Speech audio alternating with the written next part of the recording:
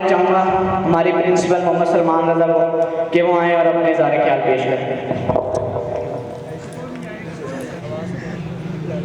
بسم اللہ الرحمن الرحیم، نحمدہ ونصلی علی رسولہ الکریم، اما بعد، اعوذ باللہ من الشیطان الرجیم، بسم اللہ الرحمن الرحیم، قل من فضل اللہ ورحمتہ فیغفرہ،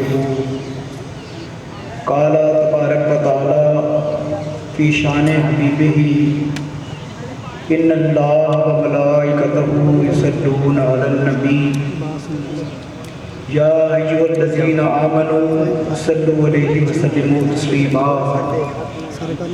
اللہم صل علی سیدنا و مولانا محمد وعلی آل سیدنا و مولانا محمد مبارک وسلم وصلوا علیہ۔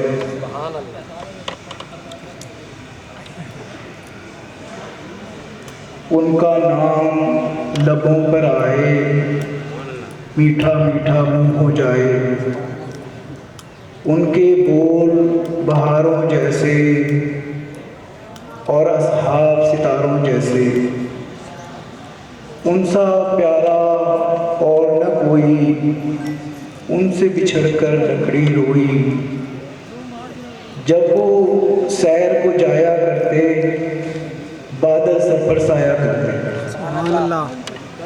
اور ایک پنجابی شاعر نے کیا خوب لکھا کہ تینوں میں سینے دی ٹھنڈ آکھاں، شہد گلاب تے کھنڈ آکھاں۔ نہایت ہی واجب الاحترام ٹیچر صاحبان اور عزیز بچوں، السلام علیکم ورحمۃ اللہ وبرکاتہ۔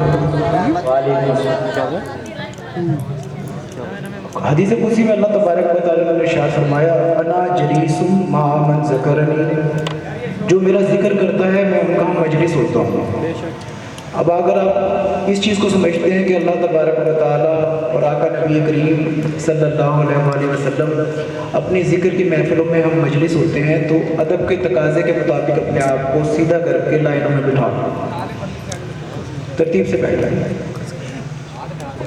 میں چونکہ ٹائم پہلے ہی بہت زیادہ ہو چکا ہے اور ساتھیوں کو بھوک بھی لگی ہوئی ہے، بحیثیت پرنسپل آپ کو اس آج کے میلاد النبی کے حوالے سے کچھ گزارشات عرض کر کے میں اجازت چاہوں گا، سن لیں، آپ کے بہت کام آئیں گی، کیونکہ آج کا جو مسلمان اور اسٹوڈنٹ ہے وہ ریسرچ سے، اپنی تاریخ سے اور خاص کر اپنی اسلامک تہذیب سے بہت دور ہوتا جا رہا ہے۔ آپ یہ دیکھیں کہ ہم میں سے اکثر لوگ اس عید میلاد النبی کے تاریخی اور بہت ہی بات اگر محبت کی ہو تو پھر ہم ڈھونڈتے ہیں کہ کہاں لکھا ہے عید میلاد النبی کی سیلیبریشن، کہاں لکھی ہے۔ بات یہ ہے کہ اگر بلبل سے کوئی یہ کہے کہ بہار کہاں لکھی ہے، یا پروانہ شمع کے لیے ڈھونڈتا پھرے کہ وہ مجھے کہاں ملے گا، تو یہ پھر اس کی باتوں میں سچائی یا عقیدت نہ ہو۔ میں آپ کو آج بہت ہی ایک امپورٹنٹ بات بتانے جا رہا ہوں۔ آپ یہ دیکھیں کہ سیرت نبی صلی اللہ علیہ وآلہ وسلم اٹھا کر دیکھ لیں، یا احادیث کتب اٹھا کر دیکھ لیں، یا پھر آپ جو ہے سیر کی بکس اٹھا کر دیکھ لیں۔ امام جلال الدین سیوطی رحمۃ اللہ تعالیٰ علیہ نے آپ نے خصائص الکبریٰ میں روایت فرمایا، امام طحاوی رحمۃ اللہ علیہ نے شرح معانی الاسرار میں یہ روایت فرمایا۔ آپ فرماتے ہیں کہ اسلام پورا کا پورا سیلیبریشن ہے۔ دیکھیں، سب سے پہلے میلاد کسے کہتے ہیں؟ یاد کو کہتے ہیں، اور ربیع الاول کا مہینہ ربیع کہتے ہیں بہار کو، کہ یہ بہار کا دن اللہ تبارک و تعالیٰ نے کیوں چنا؟ کیونکہ اس نے اپنا پیارے محبوب کائنات صلی اللہ علیہ وآلہ وسلم اس کائنات کے اندر جلوہ فروز فرمایا۔ خانہ کعبہ کی تعمیر مکمل ہوئی، حضرت ابراہیم علیہ السلام نے اللہ تبارک و تعالیٰ کی بارگاہ میں ہاتھ اٹھائے اور عرض کی، اے بارک تعالیٰ، خانہ کعبہ کی تعمیر مکمل ہو گئی ہے، اب میری اجرت رہ گئی۔ اللہ پاک نے فرمایا، بتائیں کیا اجرت ہے؟ تو حضرت ابراہیم علیہ السلام نے فرمایا، یا اللہ، اب اپنے پیارے محبوب کریم صلی اللہ علیہ وسلم کو میری اولاد پاک میں سے پیدا فرمانا. اور اللہ تبارک و تعالیٰ نے پھر ان کی دعا قبول فرمائی. کائنات کے اندر جلوہ فروز ہوئے, اللہ کی بارگاہ کے اندر سر سجدے میں رکھا اور عرض کی, یا رب حبلی امت ہی, یا رب حبلی امت ہی, اے رب میری امت سے محبت کرنا. اور امت ڈھونڈتی ہے کہ کہاں لکھا ہے. میرے بھائی, میں نے جیسے بتایا امام جلال الدین سیوطی رحمۃ اللہ تعالیٰ نے, امام طحاوی رحمۃ اللہ نے روایت فرمایا ہے کہ اللہ تبارک و تعالیٰ نے جو اس کی سب سے اہم عبادات جو نماز ہے وہ بھی اپنے پیارے پیغمبروں کی یاد میں اس نے فرض فرمائی ہے. آپ دیکھیں کہ جو فجر کی نماز کے جو 2 فرض ہیں, جب حضرت آدم علیہ السلام کی توبہ قبول ہوئی تو فجر کا ٹائم تھا. آپ نے شکرانے کے 2 نفل ادا فرمائے. اللہ تبارک و تعالیٰ کو ادا اتنی پسند آئی کہ اللہ تبارک و تعالیٰ نے نماز فجر کی فرض نمازوں کو وہ بنا دیا. اب کیا ہے, یاد. پھر ظہر کی نماز دیکھیں. ظہر کی نماز حضرت ابراہیم علیہ السلام کی یاد میں اللہ تبارک و تعالیٰ نے فرض فرمائی. وہ کیسے؟ حضرت اسحاق علیہ السلام نے دعا فرمائی, اللہ تبارک و تعالیٰ نے دعا قبول فرمائی. حضرت ابراہیم علیہ السلام کی پیدائش ہوتی ہے ظہر کے ٹائم.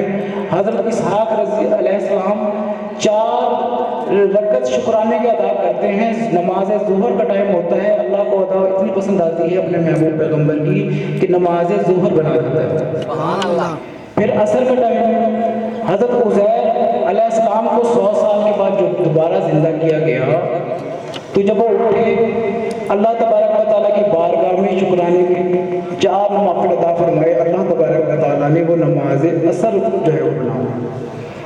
نماز مغرب دیکھیں, حضرت یعقوب علیہ السلام اور بعض روایات میں ہے حضرت ایوب علیہ السلام طویل علالت, بیماری, کمزوری کے باعث اللہ سے اتنی محبت کرتے تھے کہ اٹھے اور 4 رکعت نماز شکرانے کے ادا کرنا چاہے. 3 رکعتیں ادا کی, 4تھی رکعت نہیں ادا کر سکے نکاحت کی وجہ سے, کمزوری کی وجہ سے. اللہ تعالیٰ نے وہ 3 رکعتیں اتنی پسند فرمائی کہ نماز مغرب بنا دی. پھر نماز عشاء دیکھیں کہ حضرت یونس علیہ السلام جب مچھلی کے پیٹ سے 40 دن کے بعد نکلے تو اللہ تبارک و تعالیٰ کی بارگاہ کے اندر شکرانے کے 4 فرض نفل ادا فرمائے. تو عشاء کا ٹائم اللہ تعالیٰ نے وہ نماز عشاء کو فرض فرما دیا کہ اپنے محبوبوں کی یاد میں اپنے آخری نبی حضرت محمد مصطفیٰ صلی اللہ علیہ وسلم کے وسیلہ سے وہ نمازیں فرض فرما دی. اب نماز اگر پڑھتے ہیں مومن اور کافر کے درمیان اگر کوئی بنیادی فرق کیا ہے, سب سے افضل عبادت کا نماز ہے. پھر آپ دیکھیں مناسک حج, وہ سارا کا سارا سیلیبریشن ہے. آپ حج ادا کرنے کے لیے جاتے ہیں, اللہ تعالیٰ سب کو موقع عطا فرمائے. سب کے پاس اچھے کپڑے ہیں, کسی کے پاس جو ہے وہ ریشمی کپڑا ہے, کسی کے پاس کوئی قیمتی کپڑا ہے.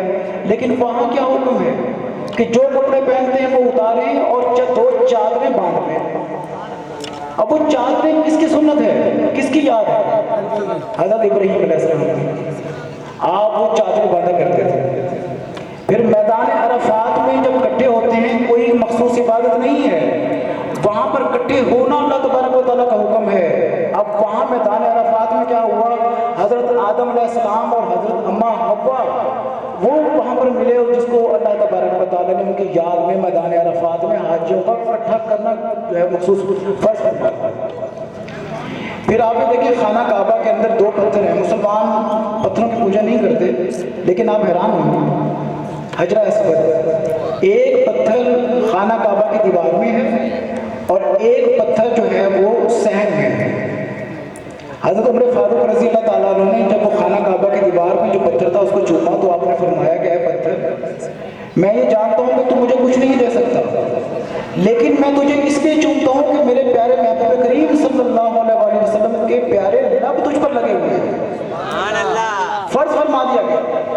پھر مقام ابراہیم, وہ پتھر جس پر حضرت ابراہیم علیہ السلام نے کھڑے ہو کر خانہ کعبہ کی تعمیر فرمائی, وہ آپ کے پیروں کے نشان اس پتھر پر جم گئے. اللہ تبارک و تعالیٰ کو وہ اتنی ادا پسند آئی اپنے محبوب پیغمبر کی کہ وہ پتھر پر آپ کے قدموں کے نشان ہیں خانہ کعبہ کے وسط میں نماز کے درمیان میں، وہ آپ اس کو سامنے رکھتے ہیں تب جب آپ نفل جو ہے اپنے ادا کرتے ہیں. سمجھ آ رہی میری بھائی؟ تو یہ ساری کی ساری کیا ہے؟ سیلیبریشن ہے. اب دیکھیں آقا نبی کریم صلی اللہ علیہ وآلہ وسلم کائنات کے اندر تشریف لاتے ہیں تو اللہ تبارک و تعالیٰ نے کیا فرمایا؟ قل من فضل اللہ ورحمتہ، اے پیارے محبوب کریم صلی اللہ علیہ وآلہ وسلم فرما دیجئے کہ اللہ کے فضل اور اس کی رحمت کے باعث جو واسط نبی صلی اللہ علیہ وآلہ وسلم کے باعث آپ کو ملا اس پر خوشیاں مناؤ. کیا مناؤ بھائی؟ خوشیاں مناؤ. آج ہم کس لیے اکٹھے ہوئے ہیں؟ خوشیاں منانے کے لیے. اب رحمت کون سی ہے؟ اللہ تبارک و تعالیٰ نے پیارے محبوب کریم صلی اللہ علیہ وآلہ وسلم کو کائنات میں رحمت للعالمین بنا کر بھیجا. حضرت بلال رضی اللہ تعالیٰ عنہ اسلام لانے سے پہلے، اب غور کریں، بڑا اہم بات آپ کو بتا رہا ہوں کہ ایک یہودی کے ہاں غلام تھے، وہ بہت ظلم کیا کرتا تھا.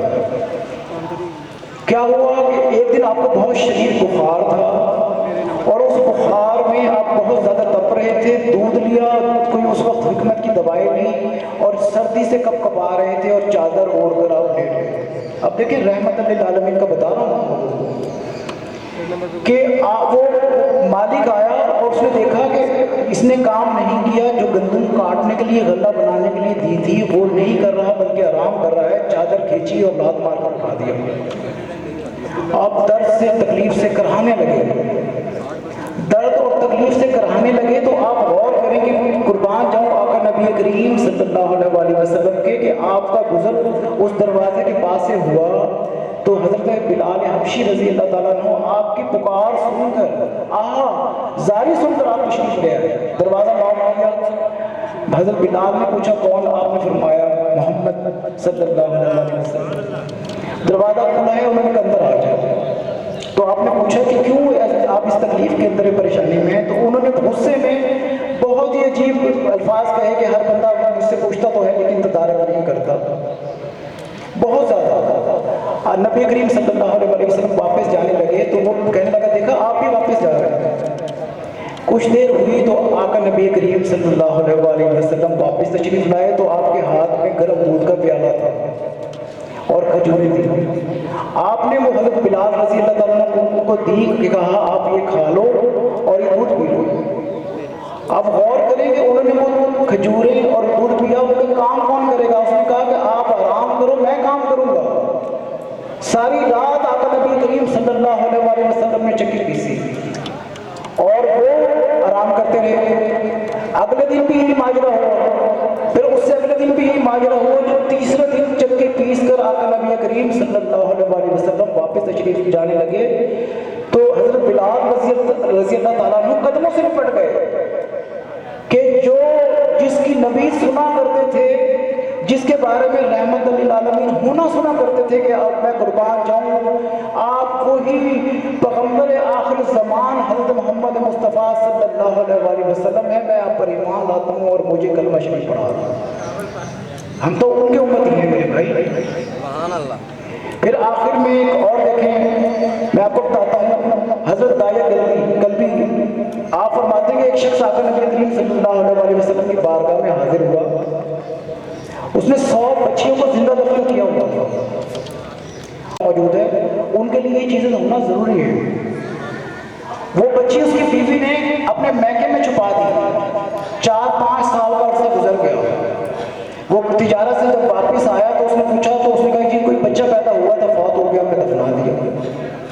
کچھ عرصے کے بعد اس کو پتہ چل گیا کہ یہ بچی جو ہے یہ میری ہے. اس بچی کو بھی لے گیا قتل کرنے کے ارادے سے، گڑھا کھودا، بچی کو اندر دھکیل دیا دھکا دے کر. بچی باہر نکلنے لگی تو اس کے اوپر ضرب لگائی کہ اس کے ماتھے سے خون آنے لگ گیا.